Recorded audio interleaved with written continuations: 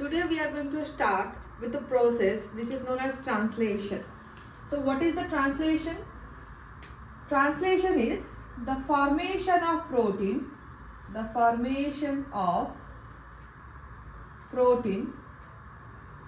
from mRNA is known as translation. So what is the meaning of that? If you know the central dogma, in the central dogma what happened? Whatever information was stored in DNA, that was just transferred to mRNA by the help of transcription. And this transcription, or by the help of transcription, that mRNA will represent the data in the form of protein by the help of translation. So this translation, whatever information is there in our body, genetic information, that is going to be represented by protein. Okay, who will represent it? mRNA. But actually the information is stored by the DNA or detected by the DNA. So the genetic information detected by DNA, represented by mRNA, and formation in the form of protein is known as what? Translation. Now, for the translation, there is involvement of three types of RNA. In the translation, there is involvement of three types of RNA. One is tRNA. tRNA stands for transfer RNA. One is mRNA. mRNA stands for messenger RNA. And one is rRNA. And rRNA stands for ribosomal RNA. Okay. So what is the function? As I said, in translation, these three RNA are involved. But what is the function of each RNA? The tRNA or the transfer RNA, as we name comes transfer, it will help in the transfer of amino acid from one place to other. So it will help, or it will act as the adapter molecule who will carry the amino acid towards the ribosome, or which side? The translation side. Next is mRNA. What is the mRNA function? The mRNA is actual one who carry the genetic information, because that is the one who just carried the information from the DNA. So mRNA contain the data or the genetic data in the form of codon. Okay. Now what is rRNA? rRNA is a ribosomal molecule or ribosomal RNA, which is going to act as structural molecule as well as catalytic molecule, and helps in formation of protein by binding with mRNA. That means rRNA is the one who is going to bind with mRNA and help in the read these codons that present on mRNA and convert it to or translate into protein. Okay. Now, what is the location of translation?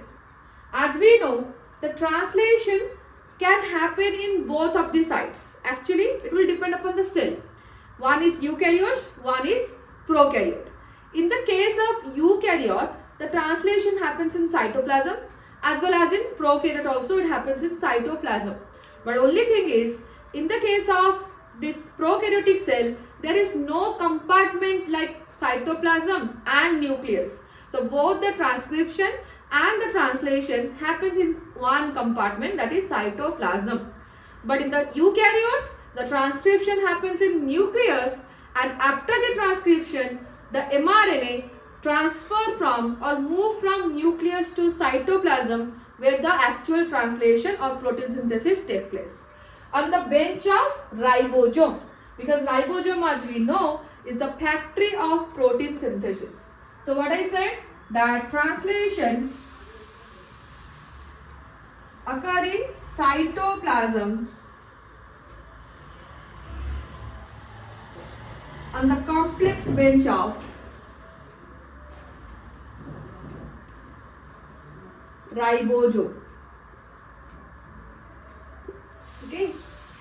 Now, and which type of ribosome are taking part in the translation process, or like 70S or 80S, it will depend upon the cell as well as the organelle. Okay, it is a mitochondria or chloroplast, or it is a eukaryotic cell, or it is a prokaryotic cell. It will totally depend upon those things.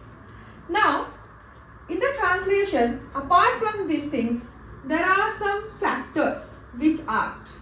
Okay, one is initiation factor, one is elongation factor, one is termination factor.